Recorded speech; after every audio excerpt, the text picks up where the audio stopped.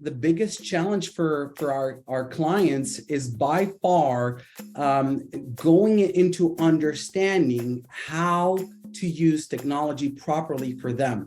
But at the end of the day, their main challenge is to make sure that they use all the resources wisely and not, just make decisions on a whim just because it's cool to use to have your own team, but rather bring in expertise, for instance. Welcome to Business Ninjas, brought to you by WriteForMe, where you'll hear from business leaders who are out there growing their business and slaying it every day. Learn from the masters. Let's get started.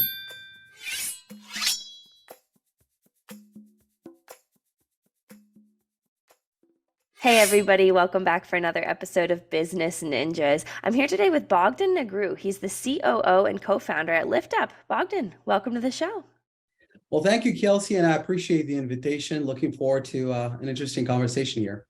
Yeah, me too. Excited to have you. So, Bogdan, tell me a little bit about yourself. Well, absolutely. I've been fascinated and really involved with technology in different roles for more than 20 years, formal and informal ones, with enterprises and small businesses alike. But I was a kid, and my first interaction with a computer back in France was with a Macintosh, where I had to learn how to read and write using the computer. So I was fascinated by its potential to help me in my future. That really opened up the door for a lot of things as they came, in my career. Today, I'm the COO and, as you mentioned, the co-founder of LiftUp.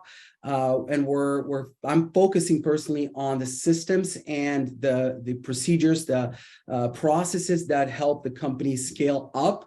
And currently, LiftUp is expanding its existing footprint in the US, Europe, and the Middle East. And I'm on the board of several for-profit and nonprofit organizations alike. Mm-hmm. Really fascinating. So, as co-founder, tell me a little bit more about LiftUp. Absolutely. So LiftUp in general is what is seen by many an IT services consulting company. And there's essentially three areas of service that we cover. The first one is what we call product development as a service, where we guide a client from ideation all the way to delivering that product to the market if that's their purpose, or even using it just internally for themselves. Mm-hmm. The second one is what we call team augmentation, which essentially means that we have some of our colleagues in between projects or dedicated experts that we borrow to our clients to make them part of their team for a specific period, to fill specific gaps of expertise or knowledge, or just increasing their teams for a given time.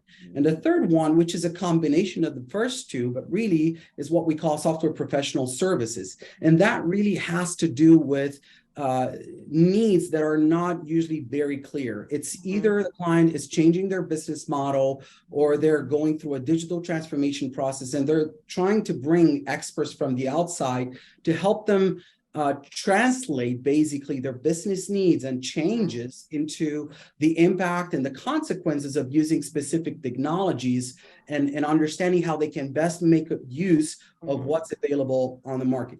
Mm-hmm, mm-hmm. So of those three, services, what would you say the biggest challenge for your customers before they start working with LiftUp is? Well, absolutely. I think the biggest challenge for our clients is by far going into understanding how to use technology properly for them. Either, for instance, if they're looking to build a product, they have a few options, right? They either develop a team of their own, or they will start working with someone else from the outside, or they will complement their existing team. So figuring that out is quite a challenge in itself, and has different consequences and implications for their strategy, for how they split the resources, budgets, and so on and so forth. But at the end of the day, their main challenge is to make sure that they use all the resources wisely and not, just make decisions on a whim just because it's cool to use to have your own team, but rather bring in expertise, for instance. Yeah, that's fascinating. So kind of on the topic of your clients, are there different trends that you see, your clients in different industries and different niches that, interact with and engage with LiftUp?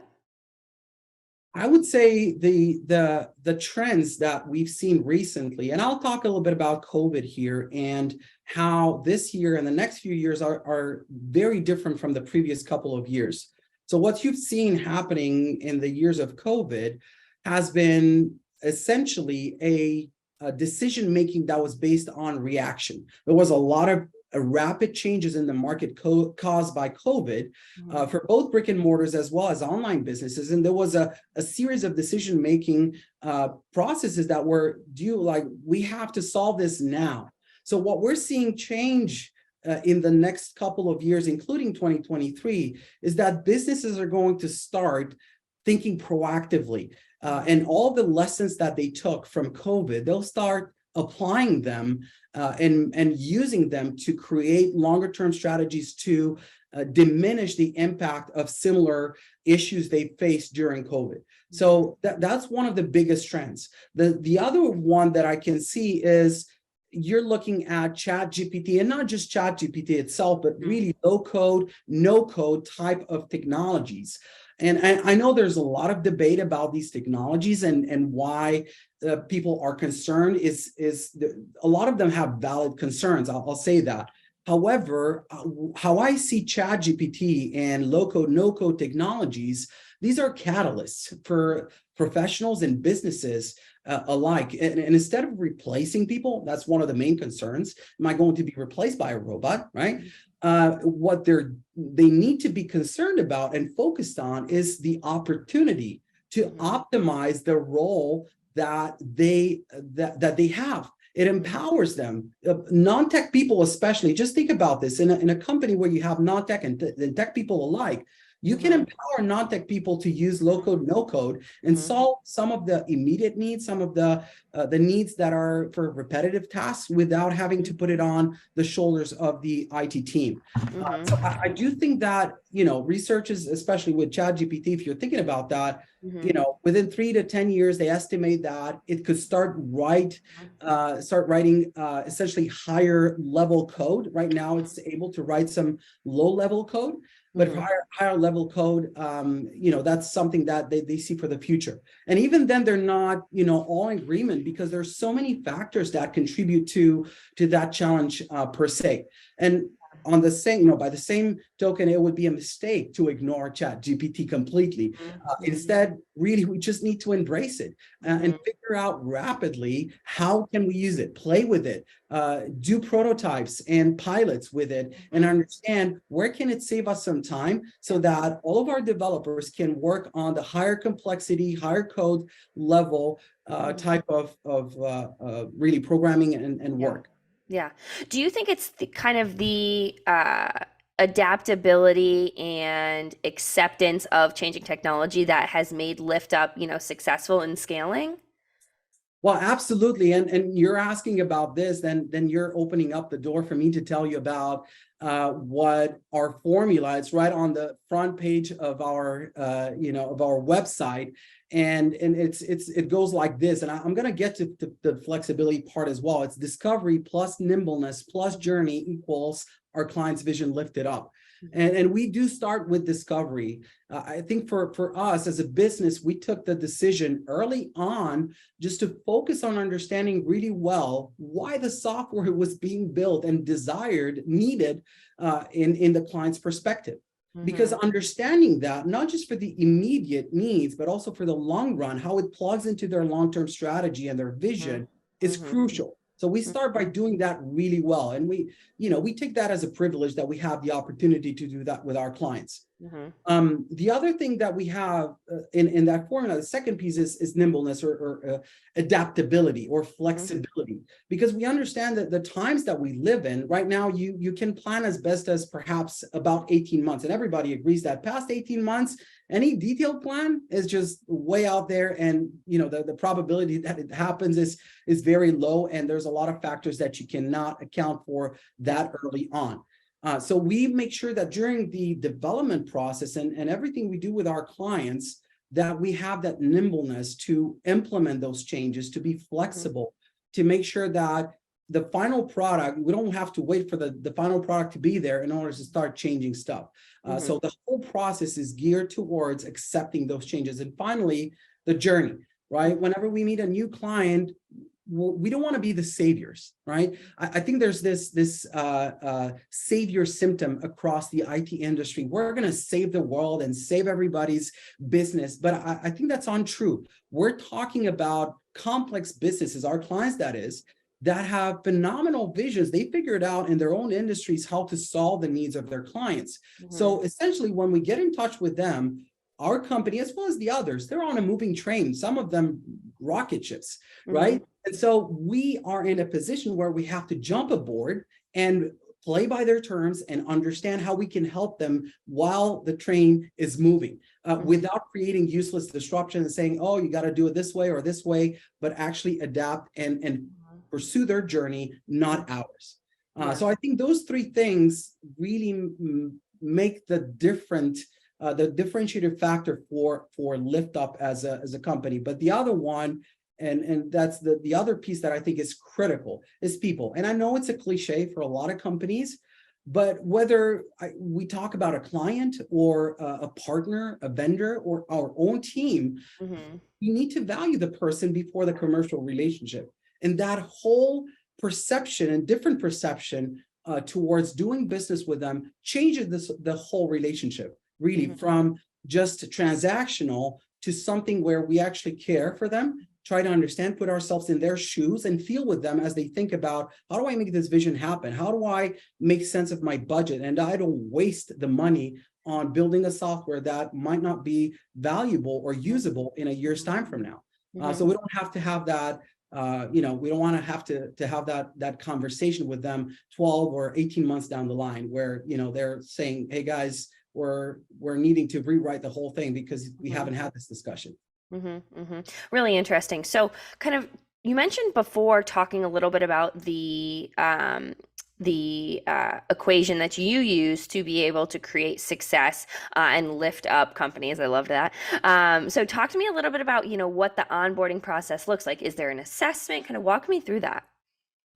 Yeah, so the onboarding process is split in two, really, because you've got two different situations where clients usually get to talk to us. The one is for organizations looking to develop a product. They understood they're either rethinking or have already rethought their whole business model to adjust to market changes.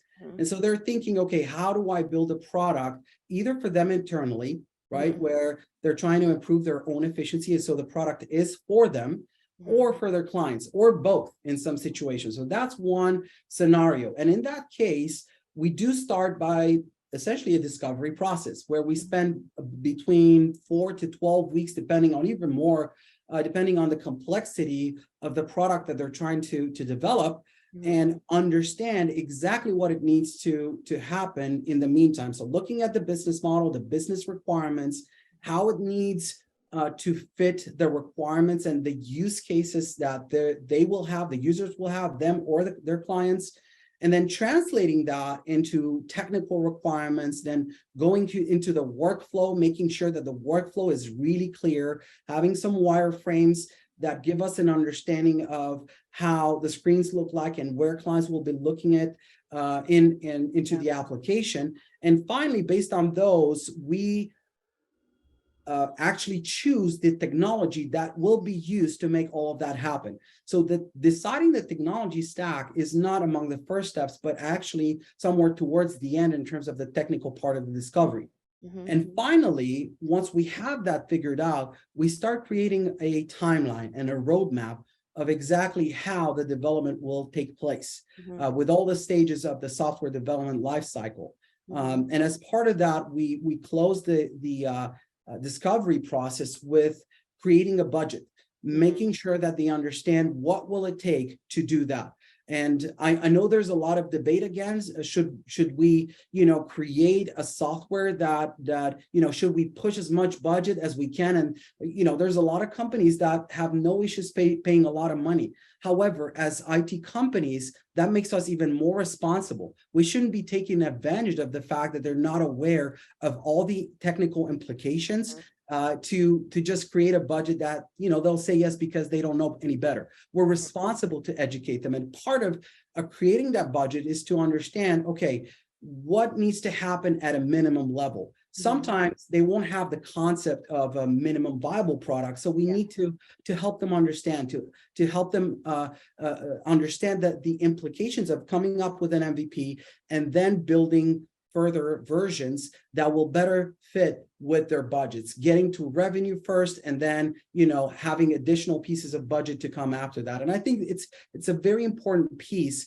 of the onboarding process. And the other one is for team augmentation, and where we're talking about experts, but the onboarding there is fairly simple, but yet important as well. It's not just an exchange of resources versus money, but really understanding what will make that relationship and the chemistry between their team and the team that we borrow to them for a while work. What is it that is going to make that an efficient 1+1 type of relationship equals 3, right? So we want to make that happen. And so we discuss with them about their values and about what made people successful in their team in the past, understanding exactly who it is that doesn't fit their team. And all of those conversations need to go on our end as we select the folks that will be part and become part of their team for a specific time. So those are the two onboarding processes that we talk about. For the software professional services, that's going to be extremely custom, but we'll integrate pieces of what you've heard from both of these scenarios into that as well. But usually, the variation of their needs in terms of software professional services is so great that we have to make it from scratch almost. Yeah. Do you think it's this process that really helps to build trust too within the relationship of your clients and LiftUp? I would say yes. And the reason why I would say yes is that our whole reputation and, as a business along the years, we've grown. 90% of our business has grown solely on our reputation, word of mouth, recommendations, referrals, and we're actually gearing up this year for expansion and growth and more rapid acceleration. But all of it has been based on trust. Wow. Once a company, a software company loses the trust of their clients, they don't just lose that client, they lose all the other potential clients they could reach and help really at that point in time. So for us, that trust relationship is what matters. And we would rather say, we don't think this is a great idea if they want to insist on something, not take on the project, rather than get to a point where they finally realize, oh, we should have done this differently, but then having contributed to creating a problem for them in the long run. So we're very, very careful about how we build trust with our clients. Yeah, really interesting. So Bogdan, before we started, talking about ChatGPT and kind of the anxiety that people have that robots are going to take their job, a very common misconception, I think, right now. What are some other misconceptions kind of in the industry that you tend to see? Well, we're looking at a complex service as a whole. It's not your regular or average. You go to the grocery store and you buy certain, groceries there. However, a lot of companies, IT services companies treat it as such. Yeah. And that's a problem because it's not an exchange of commodity. Once you lose track of why you're building the software in the first place, and if you don't have the discipline and the commitment to find that out before you start building the software per se, then you're going to miss the whole point. And sooner or later, it's going to catch up to you as a business.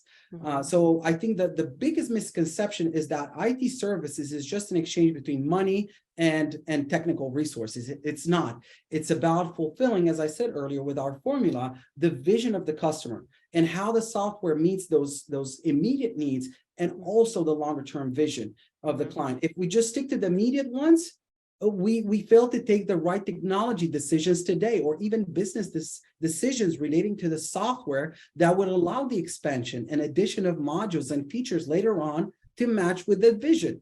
And so if we miss that, we basically create a software that looks, but is not actually what the client needs. I hope that helps. No, I think that's fantastic. And I think you give a lot of really great insight on that, because I think that is a very common misconception. I think you're spot on with that. So, as we start to kind of wrap up this podcast a little bit, where can people go to find more information on LiftUp? Well, I appreciate the question, and really just two big sources. The first one is our website, www.liftupsolutions.com. And the other one is our LinkedIn company page. So we're very active. We usually create content that our clients find useful. And I'm not just talking about, we're selling this service, but rather we talk about technology. We talk about how decision makers can think about making those smart decisions and wise decisions regarding accessing software, accessing the IT services that they need in a way that they understand the process and they can put it in an equation that makes sense. It's not just working with a vendor that can't wait to take your money. No, instead we're talking about how we fit technology into their vision and making sense of it. Yeah, I think that's fantastic. So, Bogdan, like I said, as we wrap up this conversation, is there anything that you want to leave our listeners with, either about LiftUp, about, IT, about software development, anything like that? Well, absolutely. And I think, by the way, I appreciate the conversation, the questions. We're looking at, again, 2023 is going to be very interesting. And on the one hand, we've seen a lot of layoffs going on in the tech industry. Some estimate somewhere between 200 and 250,000 tech workers have been laid off. It's a sad situation for all these people. And I'm sure a lot of good people were let go, unfortunately.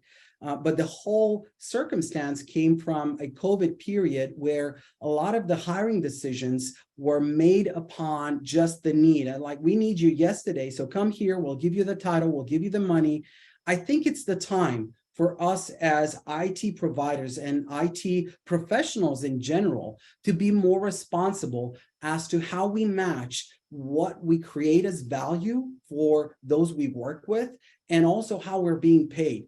Because having that equation work on both ends is the only reliable way to build valid IT solutions. Yeah. Anything less than that is just gonna fall apart in the next few years. And we're seeing the fallout of that specific issue today as we look at all of those things. The other one is, I know, and if you look at all the outlets out there like McKinsey and Gartner and all of that, they all have received intel that budgets are there. Our clients tell us that budgets are there, but the scrutiny that is taken to spend that budget is a lot deeper and higher. And you're looking at a more stringent way of choosing vendors. And I want to encourage those that are considering to buy IT services that they use a very stringent process and they carefully assess not just budgets, not just the technology, but also the approach of delivering those technology solutions to them. I think that's fantastic. Well, Bogdan, this has been a really fantastic, really insightful conversation, about the changes you've seen since COVID in the industry, a lot of common misconceptions, with ChatGPT, but also too, your take on, the trends in the industry. So this has been, like I said, a very insightful conversation. I really appreciate you taking the time to be on Business Ninjas today. Thank you a lot, Kelsey, and good luck to everybody going into IT today.